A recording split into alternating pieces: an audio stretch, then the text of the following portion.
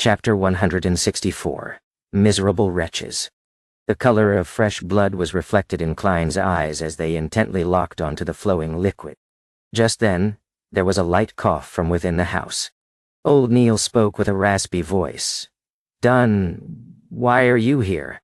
Dunn's gray eyes were extremely deep. His mellow voice replied calmly, "I heard that you're sick, so we came to visit." There was a sudden silence in the house. A few seconds later, Old Neil roared in anger and terror, "No! You're lying." Without waiting for Klein and company to say a word, his tone suddenly became weak. "Yes, I know my condition isn't quite right. Old Neil." Klein closed his eyes, but the bloody liquid that was seeping through the gap of the door didn't cease. Then Old Neil raised his voice and said, "All this time, I've never hurt anyone, nor have I thought of hurting anyone. I never betrayed the secrets of the Nighthawks, even one. At the most, I've made claims for undeserving expenses. I really haven't committed any evil." "Klein!" he suddenly shouted like he usually did. "I told you about the maxim of the mystery priors, do as you wish, but do no harm. I still live by this saying.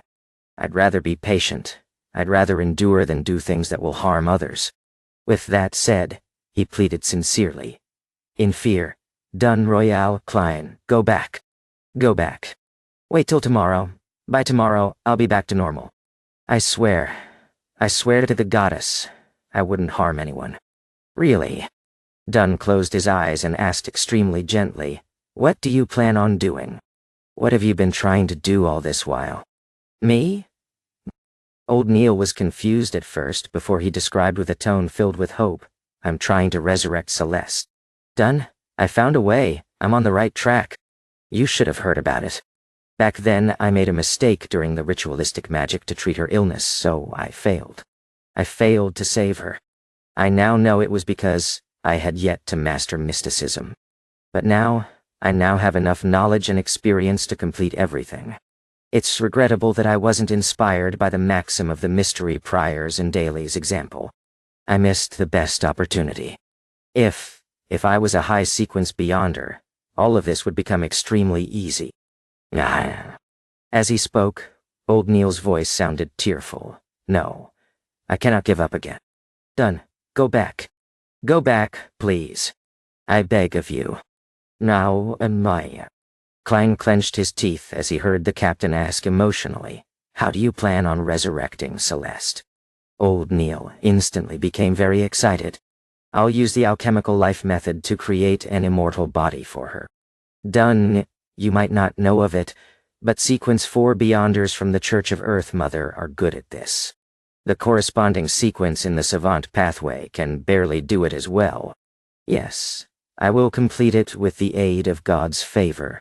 Then, I'll summon her spirit from the spirit world and pray for God's help to combine her spirit and body together. Isn't it a great idea?" Dunn lifted the corner of his lips forcefully and said, "Yes, it's a great idea. Old Neil, let us in. Perhaps we can help you." "Wayne?" "Dunn, are you still not willing to let me off the hook?" Old Neil pleaded. "Go back. Just go back. I'll return to normal tomorrow, really. Dunn, I swear I'll never steal your coffee beans again. Klein Royale, I swear I won't make you help me with my undeserved claims. Really?" In Klein's and Royale's blurry vision, Dunn lowered his head before lifting it up again. "Old Neil, you're misunderstanding something. We're here to visit you. You are our teammate. You're sick, and you aren't well. We definitely needed to visit you. Open the door. Let us see you so that we can be certain. If you're really okay, we'll return immediately. As you know, there are especially many missions recently. We have to monitor the asylum while we take care of various other sudden incidents. Namdarobai. 3. I now. Diowa." Old Neil hesitated for a moment before saying, "There's really nothing serious about my condition, really. I'll recover by tomorrow. Napa rain, when do we stay? When?" The bloody water that flowed out through the gap under the door went down the stairs, towards the stone path, and onto the garden's soil. Old Neil, We've known each other for about 15 years now, right? We've worked on countless missions together. I'm really concerned and worried about you. I have to see you with my own eyes before I'll be at ease, Dunn said gently. All right, old Neil pouted. There's really nothing wrong with me. With a creak, the door opened slowly. Klein quickly wiped his eyes and allowed his sight to return to normal. Then he saw that the carpet in the lobby was red and sticky, covered in blood and hair. He looked forward and up, only to realize that the living room's floor, ceiling, round table, piano, and chairs were all covered in the same disgusting, sticky, and hairy liquid. Old Neil's head hung in the air, connected to the ceiling by a thick liquid. His forehead and cheeks each had a pair of eyes. They were cold and ruthless eyes with no eyelashes. The piano's keys were dancing on their own, playing a melodious tune. Dunn, look. I'm really okay, old Neil said with a radiant smile. Royale. Klein, you think so too, right? The moment he opened his mouth, Klein saw the same thick, hairy, and bloody liquid flowing inside it. Dunn's gray eyes shimmered as he chatted like everything was normal. Old Neil, where did you learn the alchemical life and resurrection ritual from? Old Neil replied excitedly. I heard it. I tried the first part and confirmed its authenticity. It's a gift from God. He kept describing it in my ears. He kept describing he is. Wah. Old Neil's voice came to a halt. More than 10 seconds later, he continued in fear and at an apparent loss. He is the hidden sage. The hidden sage? Isn't that the non-anthropomorphic God that the Moses ascetic order believes in? The God that was resurrected, bringing about evil and corruption. The Moses ascetic order has the complete mystery prior sequence. Klein's heart stirred as many thoughts came to him. Upon mentioning the hidden sage, old Neil seemed to finally awaken. He looked around vacantly and observed everything. In the indescribable silence, his 6 eyes looked towards Dunn, and he said with a bitter smile, So it turns out that I've already become a monster. Without waiting for Dunn and the others to reply, old Neil suddenly revealed a smile, one of groveling fear and cowardice. Let me go. I'll go deep into the mountains and won't appear again. I'll never harm anyone. I'll only attempt my ritual quietly, really. Let me go, please. I beg of you. Nanda Wawe. Just then, Klein felt something illusory shatter before his eyes. Then, old Neil's 4 cold-looking, lashless eyes flashed with a dark glow and locked onto Dunn. His expression suddenly turned cold. You're pulling me into a dream. No, it's useless. My eyes can see through all of that.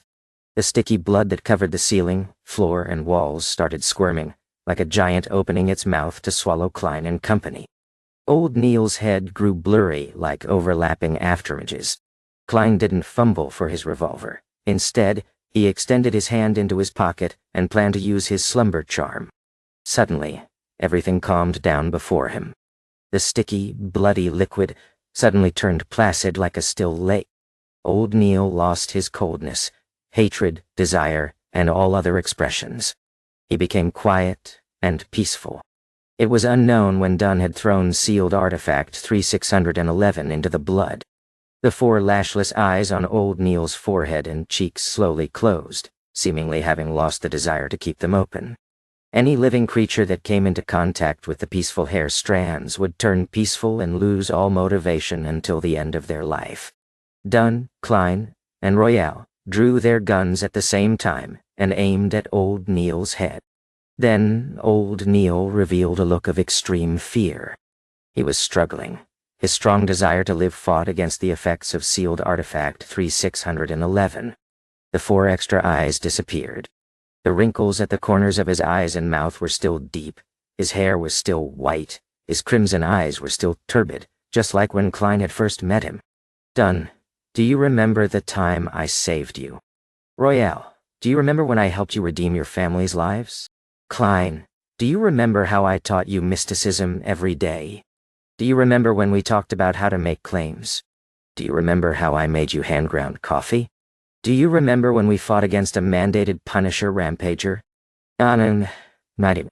The illusory pleading echoed in Klein's ears, and his right hand that was holding the revolver trembled. He found it difficult to pull the trigger. Bang! Bang! The 2 silver demon hunting bullets flew out and penetrated old Neil's head one after another. Klein watched as the familiar abnormal face revealed a hopeless expression. He saw the man's skull tear open, the red and white within spurting in all directions.